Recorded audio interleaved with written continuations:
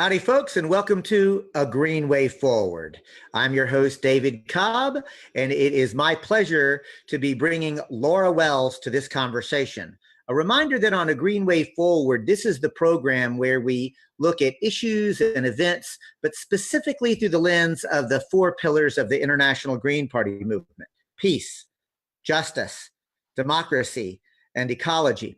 On this program, Laura Wells will be joining us to talk about her unique campaign for Congress in California, District 13, against Barbara Lee. Laura has a long history as a social change agent and a Green Party organizer. Let's bring her right into the conversation. Laura Wells, welcome to A Green Way Forward. Well, thank you. It's wonderful to be here. So, Laura, I've known you for a long time. You first came onto my radar as a local Green Party organizer in the Alameda County, Berkeley, Oakland area. But then you ran for governor, you've run for state comptroller, and had the benefit of getting the most votes for anybody besides Ralph Nader until Jill Stein in 2016. You've been a fearless advocate for public banking, for getting publicly funded elections, getting corporate money out of the elections. But what I'd love to do is give you an opportunity to introduce yourself to the viewers/listeners of A Green Way Forward. Well, so as David said, I'm Laura Wells, and I'm running for Congress, and that's District 13 in California, which is Berkeley, Oakland, and the surrounding smaller cities. So it's a very progressive district, and I'm running against arguably the most progressive congressperson in the country, which is Barbara Lee. The reason for that is, bottom line, we need to raise our expectations of what we can expect from our government. And so we need to do, I believe, whatever it is that we can to raise our expectations, raise that consciousness, let people know that we have much more power than we've been using. And when we use that power, we can have some basics that we've gotten used to not having. And so that's why in this very progressive district, I live in Oakland, and as I said, it's Berkeley, Oakland, that it's important to show the distinction between the progressive Democratic Party, what they're able to do, whatever's in their heart to do, they can't always do, but what they're able to do is so diminished by the fact that they're funded by the billionaires and their corporations. The Greens never take corporate money, never take money from developers, and the billionaires certainly don't give it to us because they understand that when we get elected, we're actually going to stay the course. And you know, Laura, it's interesting because Greens have been governing at the local and county level very successfully. There's been over 1,000 elected Greens. We win about 45% of the local races that we run in. So this idea that Greens only run for president or Congress is simply not true. You have been a longtime Green Party organizer. I'm going to push you a little bit and ask you to help express some of the differences. What would be the difference between Laura Wells, corporate-free Green Party transformational member of Congress, versus Barbara Lee, fantastic progressive Democrat member of Congress? What are some of the issues that you would be able to champion that you don't think Barbara Lee is championing? Well, one is a pretty recent history, but it shows the quality of team player that people need to do, and that's healthcare. We are the wealthiest country, the US, the wealthiest country the world has ever known. And we don't have the basics that other countries, other industrialized countries, there are 30 others in the world, they take for granted that they have healthcare. What happened when Obama was elected in 2008 was that he became president in 2009 and started the trek toward a better health care for the country. Took immediately, during the discussions, took single payer off the table. Single payer is the style. It's like an improved Medicare for all. It's the style of healthcare that the other countries have taken for granted. I mean, look at the UK. They brought it in when they were devastated after World War II, and nobody's been able to get rid of it. The people want it. So they took that style of healthcare off the table, kept the insurance companies in the loop, came up with an insurance approach which forced people to buy private health insurance. Now, Barbara Lee had been the chair, one of the co-chairs of the Progressive Caucus. The Progressive Caucus was not going to sign anything unless it had what they were calling a public option. And the public option would have been like a Medicare, that people could choose to do a Medicare style option rather than, and that would be adequate for them to, they were needed to sign up for some insurance or they'd get fined. So that would give them insurance and they would avoid the fine. So the robust public option. Now keep in mind that when Obama was first elected, he had 60% in both houses of Congress. The demand was, well, we want to get Obama elected, but we need majorities in both houses. Then they got majorities. Well, we need filibuster proof. We got filibuster proof, 60%, both houses. The robust public option was something that without that, the Progressive Caucus was not going to sign on. And then it became some kind of public option. Well, it became, okay, so a weak public option. But meanwhile, if it's there, that can help it move the country toward the single payer healthcare that so many people were advocating for.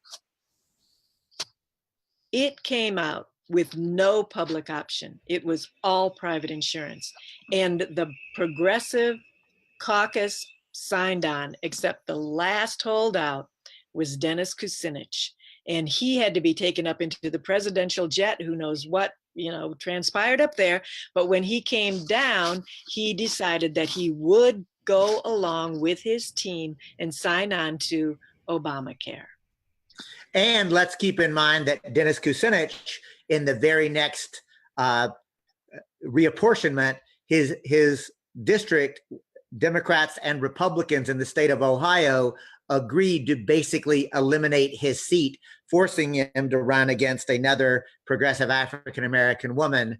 They literally eliminated his seat. So the power of the Democratic Party is actually pretty strong. And one of the things I often say, Laura, is it's important to remember that individuals rarely change institutions. It's almost always the case that institutions change individuals.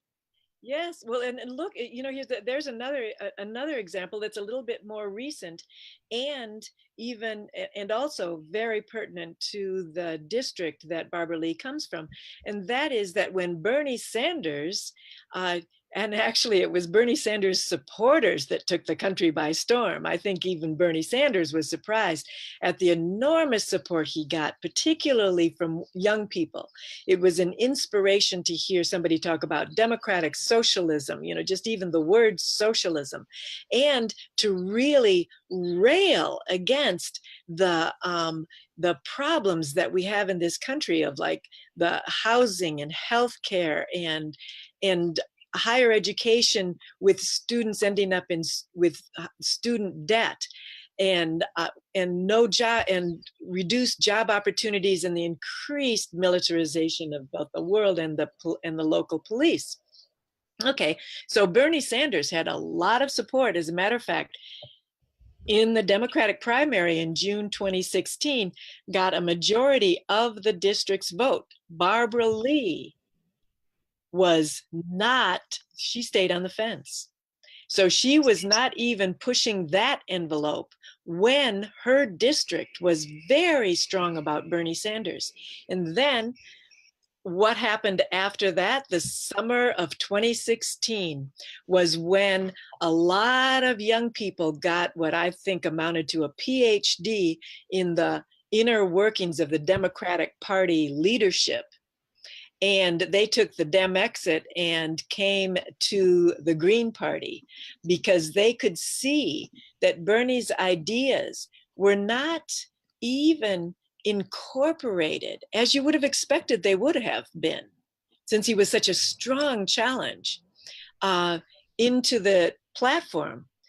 And I say even into the platform because the platform is a bunch of words. The Democratic Party leadership doesn't necessarily take all that seriously when they're making policy. You know, what's in the platform doesn't always come out on the floor in Congress.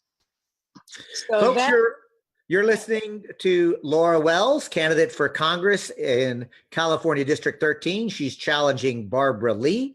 I'm your host, David Cobb. This is A Green Way Forward. I'm going to encourage folks, if you're watching live on Facebook, please make sure to share this on your own pages and any groups or pages that you manage. If you're listening to this on a podcast, make sure to share this podcast. And I'll ask everyone listening, please go to the website, agreenwayforward.org, and sign up so you can find out about upcoming candidates, upcoming campaigns, upcoming guests, just the things that we've got going on. I'll also encourage you, if you have a comment or a question to Laura, please type it into the comments.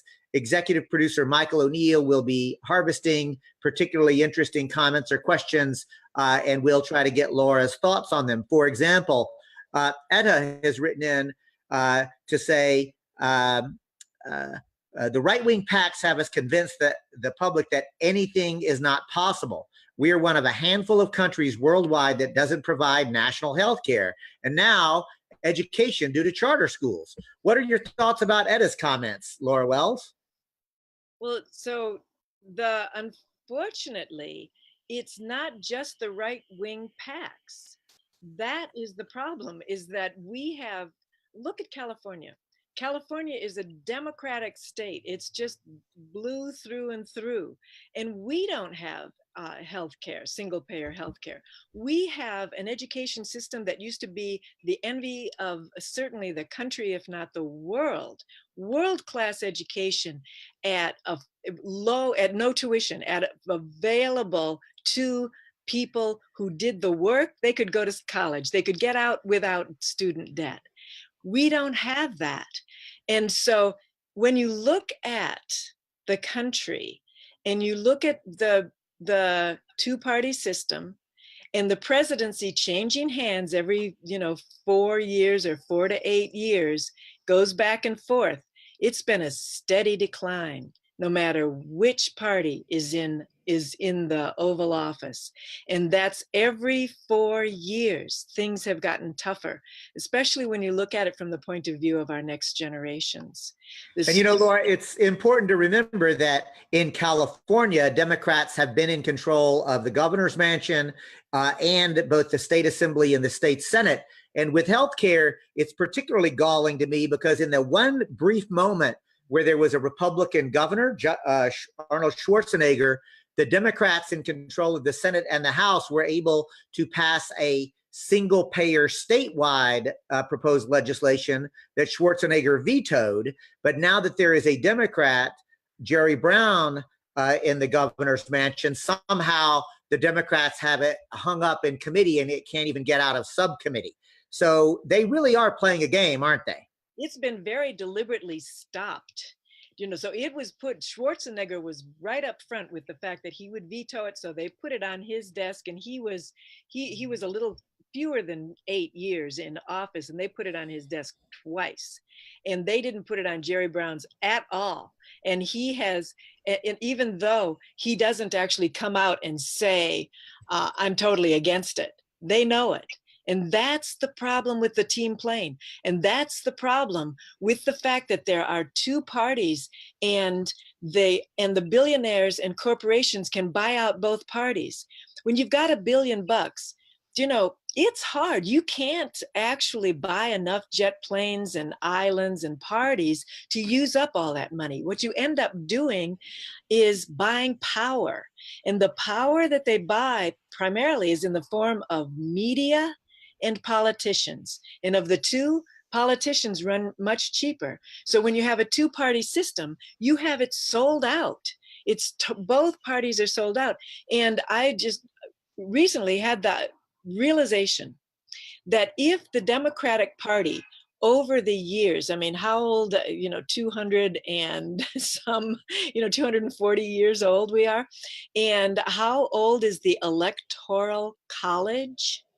And why, let's just imagine this, if the Democratic Party, which has often had the popular support, more popular support than the Republicans, even when they didn't have as much money, if the Democratic Party had spent as much time fighting the Electoral College and getting rid of the Electoral College rather than fighting the horrors of people going to the Green Party, this new party that doesn't take corporate money and that has the intact values. And by intact, I mean knowing that they're all related, the same way that Martin Luther King knew that poverty was related to prejudice and knew that was related to war, knew that those things were all interrelated. That's the way the Green Party is. So the Democrats, and I could give you a lot of ways that the Democratic Party, and I do want to make a distinction between the leadership and the rank and file, but the Democratic Party leadership has fought any alternative. If they had spent that same amount of energy on getting rid of the Electoral College, do you know the world we would have had? Bush W would not have been, George W. Bush would not have been elected in 2000 because he did not get the popular vote. Trump would not have been elected in 2016 because he did not get the popular vote. Bush. So, Laura, we've got a lot of comments and questions coming in. I'm going to try to get to a couple of those on this program. John writes in to say, hey, it wasn't just young people, but lifelong Democrats like me that found the Green Party after the 2016 debacle. Comments or questions on longtime Democrats who aren't millennials finally having enough and joining the Greens? Yes, absolutely. And my thank you for bringing that up, because there have been, among the people who took the Dem exit, are some fabulous organizers. And no, they're not all millennials. Some of them are baby boomers and the greater generation and Gen X and all of that. So a lot of really strong organizers came into the Green Party, and thank you so much for being one of them. So we've got a couple of, you provoked a couple of comments specifically around Barbara Lee. I'm going to clump a couple of them together and ask you to comment. One, Mende writes in to say, Barbara Lee has always been a fence rider. But then John, a different John than the prior commenter, a different John writes in to say, Barbara Lee cast the only vote against the Afghanistan occupation. Will you give Ms. Lee some credit for that lone vote? Laura Wells? Here's the credit. I think that took a lot of courage, because even now, when people look back at it, it's like, why wouldn't everybody, all Democrats at least, have voted against giving George W. Bush unlimited power, excessive power, to fight an unending war on terror? That's sort of, at this point, it's almost a no-brainer. At that point, there was Barbara Lee, and I think it was 1 against 420, and she gave a strong statement. She thoroughly and completely represented her district, and I will point out that, like Dennis Kucinich, and there are others, John Lewis, or other Congress people who may have wanted to do that and probably wish they had, within a couple of weeks they wish they had. But the fear mongering at the time was so strong, and they didn't know for sure that they had their district behind them. Barbara Lee, to her credit, made that courageous stand and had the confidence that her district, Berkeley, Oakland, and as well as Albany, Alameda, San Leandro, Piedmont, and Emeryville, were behind her. We were behind her. I was part of a group that met Monday nights, sort of. Everybody was afraid at that time, and after September 11, 2001. But we were going to create, and we did create an appreciation, a Barbara Lee Appreciation Day. There were Greens in the room. There were Democrats, Independents, and we appreciated so much that she did that. Well, Yes. thank you for acknowledging that, Laura. I want to make sure we get to a couple of more comments or questions. William writes in to ask, what do you think about the new $700 billion military budget and the apartheid state of Israel and the attack on Yemen supported by the United States? So a question about U.S. foreign policy and empire for you, Laura Wells. One of the things that I wish we would do immediately, I mean, in my fantasy life, we would change the weapons manufacture into a nonprofit venture. And I think that wars would end pretty quickly thereafter. The fact that it's a profit making, an extremely profit making venture is terrible. So stop supplying weapons. I don't care if we're giving them as foreign aid or selling them or whatever. Stop being the weapons supplier in the Middle East or anywhere else. And start following the United Nations. Stop being one of two countries, whether it's Israel and the US or just the US or whatever. Stop being a country that foils the wishes of the entire body of nations on this planet. You know, just those two things. Now, again, this is where Barbara Lee is going for the authorized use of military force. Now, that's a good step, that at least the US Congress would authorize the military force. But again, it's not quite enough. What we should stop doing is any military force that isn't sanctioned by our allies around the planet. You know, so yes, push for AUMFs, you know, authorized use of military force, rather than just giving the president all this power.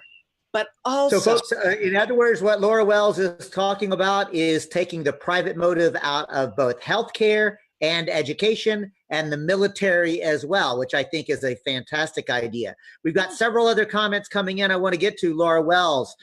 Laurie writes in to ask, what do you think about the idea of Dems winning back the House and making Pelosi Speaker of the House again? Well, you know what I think? I think that if there were a Green in Congress, and we've got three Greens running for Congress head to head against incumbent Democrats, let's say that all three of us were to win. There would be three Greens. The Green Party is outrageously opposed to Trump policies. We are the true opposition, because none of the people that are funding the Trump and his political party are funding the Green Party, whereas some of those that are funding him and his party are funding the Democratic Party. So the cause of the Democrats, the reason that the Democrats are stating that they want to have, get back the House, would be helped by having Greens there. A great point, Laura Wells. And it brings me to ask you to reflect and comment on Chanel, who is writing in to ask you to talk about your experience working in collaboration with other organizations and rank and file progressive Democrats, and how that might help individual Democrats vote Green this time.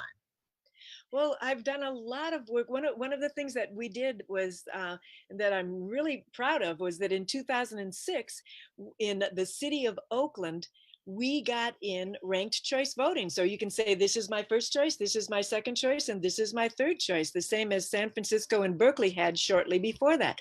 That was 2006. Another, where Barbara Lee, so the working together in collaboration was with the League of Women Voters. We had Republicans, Independents, Greens, Peace and Freedom, Democrats, of course. We had all sorts of people working together to get that. We wanted Barbara Lee's endorsement because it's gold. It's gold. And so we got it like less than 2 weeks before the election. We wanted it in the summertime to help convince the city council of Oakland to put it on the ballot so that we wouldn't have to get a gazillion signatures. And then later they had a celebration that IRV won. We got 69% or something like that. And who was the keynote speaker? Well, it was Barbara Lee.